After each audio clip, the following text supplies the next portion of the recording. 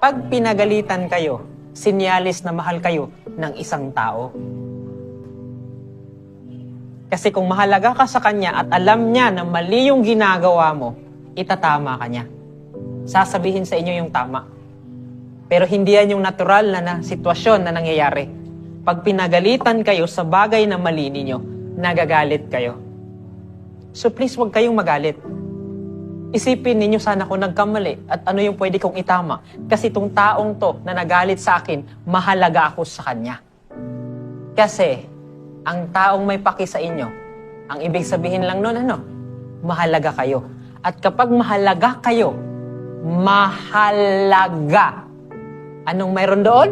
Mahalaga. Ibig sabihin, pag mahalaga kayo sa isang tao, mahal kayo ng tao na yan.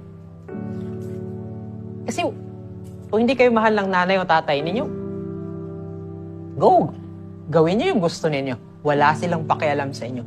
Pero as long as na may pakialam at pinapagalitan kayo, it's a sign na kahit papano, mahal kayo ng parents ninyo.